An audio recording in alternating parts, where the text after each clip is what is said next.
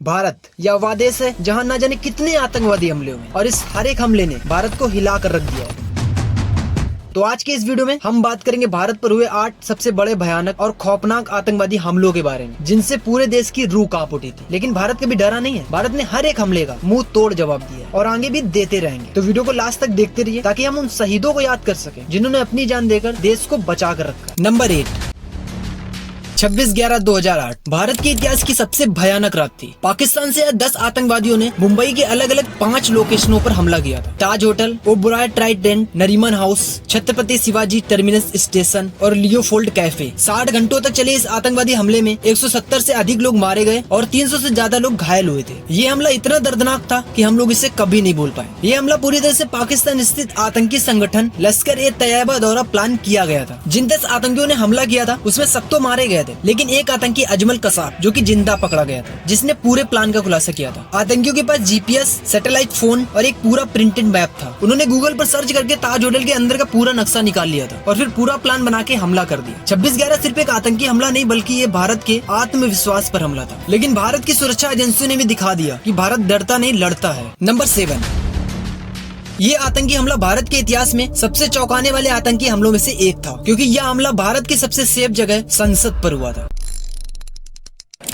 सुबह करीब 11:30 बजे 5 हैविली आर्म्ड आतंकवादी एक सफेद एम्बेसडर कार से संसद भवन के गेट पर पहुंचे। उनके पास फर्जी स्टिकर्स और आईडी कार्ड थे ताकि वो सुरक्षा व्यवस्था को चकमा दे सके। लेकिन जैसे ही आतंकवादियों ने प्रवेश करने की कोशिश की तो उन्हें वहीं रोक लिया गया, क्योंकि सुरक्षा कर्मियों को शक हो गया था उनपे। लेकिन जैसे ही इन आतंकियों को रोका गया तो इन्होंने तुरंत ही अंधाधुंध फायरिंग शुरू कर दी, जिसमें बहुत सी जानें गईं। इस हमले का मुख्य उद्देश्य था देश के नेताओं को मारना। उस समय संसद के अंदर कई मंत्री और सांसद मौजूद थे, जिसमें प्रधानमंत्री अटल बिहारी वाजपेयी और सोनिया गांधी भी शामिल थे। लेकिन सौभाग्य से सभी नेता सुरक्षित रहे, किसी को कोई हानि नहीं हुई। हमले में कुल 9 लोग मारे गए, जिसमें 6 दिल्ली पुलिस के जवान, 2 संसद सुरक्षा अधिकारी और 1 माली शामिल था। लेकिन भारत के जवानों ने भी 5 आतंकवादियों को वहीं पे ढेर कर दिया। नंबर 6, साल 1999 का दिसंबर। ठंड के उस मौसम में देश की सांसें थम गई थी। 24 दिसंबर 1999 को इंडियन एयरलाइंस की फ्लाइट IC-814 को आतंकवादियों ने हाईजैक कर लिया था। ये फ्लाइट काठमांडू से दिल्ली जा रही थी, जिसमें 176 यात्री और क्रू मेंबर्स मौजूद थे। जैसे ही प्लेन भारतीय हवाई क्षेत्र में दाखिल हुआ, 5 आतंकवादी हथियारों के साथ कॉकपिट में घुस गए और उसके बाद प्लेन को जबरदस्ती पहले अमृतसर, फिर लाहौर और अंत में अफगानिस्तान के कंधार ले जाया गया, जो उस समय तालिबान के नियंत्रण में था। आतंकवादियों की मांग थी कि उनके 3 खुंखार आतंकी मौलाना मसूद अजहर, अहमद जरगर और उमर शेख को रिहा किया जाए। प्लेन में बैठे यात्रियों को 7 दिन तक बंधक बनाया गया। ऐसे हालात को देखते हुए भारत सरकार को आतंकियों की मांग को पूरा करना पड़ा और 31 दिसंबर को तीनों आतंकियों को रिहा कर कंधार पहुंचाया गया, जिसके बाद यात्रियों को छोड़ा गया। कंधार हाईजैक प्लेन ने भारत को न सिर्फ अंतर्राष्ट्रीय स्तर पर झटका दिया, बल्कि इसने आने वाले समय के लिए एक बहुत बड़ा खतरा पैदा कर दिया था। उसी रिहा किए गए मौलाना मसूद अजहर ने ही 2001 में संसद पर हमला करवाया और आगे चलकर पुलवामा जैसे हमलों को अंजाम दिया। नंबर 5,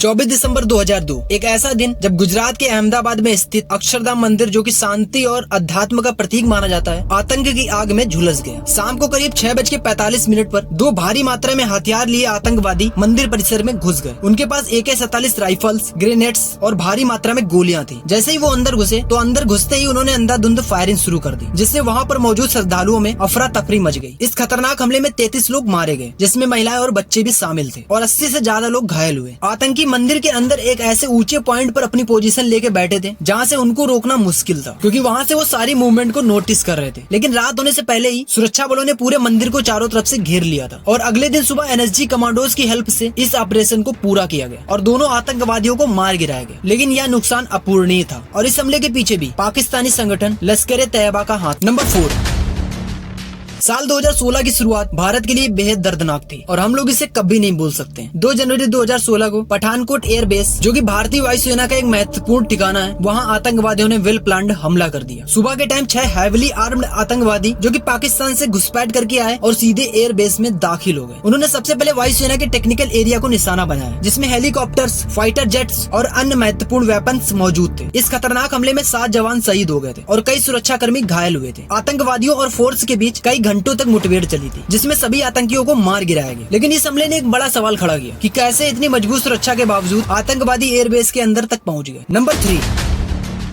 18 सितंबर 2016 की सुबह जम्मू कश्मीर के उरी सेक्टर में स्थित एक आर्मी ब्रिगेड हेडक्वार्टर पर एक ऐसा हमला होता है जिसने पूरे भारत को हिला कर रख दिया। सुबह लगभग 5:30 बजे 4 आतंकवादी एलओसी के पास से भारतीय सीमा में घुस गए। घुसते ही इन आतंकियों ने सेना के कैंप पर ग्रेनेड और राइफल से फायरिंग शुरू कर दी। ये हमला उस समय पर हुआ जब ज्यादातर सैनिक सो रहे थे या तो सुबह की ड्यूटी की तैयारी कर रहे थे। इस हमले में 19 भारतीय सैनिक शहीद हुए और 30 से अधिक सैनिक घायल हो गए। हमला करीब 6 घंटे तक चला और सभी 4 आतंकवादियों को मार गिराया गया। ये हमला सिर्फ एक हमला नहीं था बल्कि भारत को एक चेतावनी थी। लेकिन भारत भी शांत नहीं बैठा और इसका जवाब सिर्फ 11 दिन के बाद दे दिया। 19 सितंबर 2016 को भारत ने सर्जिकल स्ट्राइक किया। भारतीय सेना ने एलओसी पार कर पाकिस्तान में स्थित आतंकी ठिकानों को तबाह कर दिया। उरी हमले और उसके बाद की सर्जिकल स्ट्राइक ने दुनिया को दिखा दिया कि भारत अब किसी भी हमले का करारा जवाब देने से पीछे नहीं हटेगा और भारत के पास हर हमले का मुंह तोड़ जवाब है। नंबर 2, 14 फरवरी 2019। ये तारीख इतिहास में सिर्फ वैलेंटाइंस डे के तौर पर नहीं बल्कि भारत के सबसे दर्दनाक आतंकी हमलों में से एक के तौर पर दर्ज की गई है। जम्मू कश्मीर के पुलवामा जिले में एक आत्मघाती हमलावर ने सीआरपीएफ के काफिले पर हमला किया था। हमलावर का नाम था आदिल अहमद डार। ये कश्मीर का रहने वाला ही एक आम नागरिक था। आदिल को बचपन से ही पाकिस्तान के किसी ऐसे बड़े आतंकी संगठन से जुड़ने का जुनून था और इसका ऐसा ब्रेन वॉश था कि ये अपने मुल्क के लिए कुछ भी करने के लिए तैयार था, मतलब कुछ भी, और इसने ऐसा किया भी। इस आतंकी हमले में 40 से ज्यादा जवान शहीद हो गए और कई गंभीर रूप से घायल हुए थे। आदिल ने एक आईईडी इम्प्रोवाइज्ड एक्सप्लोसिव डिवाइस से भरी गाड़ी को सीआरपीएफ जवानों की भरी बस से टकरा दिया, जिसके बाद इतना भयानक विस्फोट हुआ कि कई किलोमीटर तक इसकी आवाज सुनाई दी और कुछ जवानों के शरीर के चीथड़े तक उड़ गए। इस हमले ने पूरे देश को झकझोर कर रख दिया। लेकिन भारत भी कहां शांत बैठने वाला था। भारत ने इसका जवाब ऐसे दिया कि आतंकियों के घर में घुसकर उनको खत्म कर दिया। 26 फरवरी 2019 को बालाकोट एयर स्ट्राइक के जरिए इंडियन एयर फोर्स ने पाकिस्तान के बालाकोट में स्थित जैश ए मोहम्मद के ठिकानों को मिट्टी में मिला दिया। नंबर 1,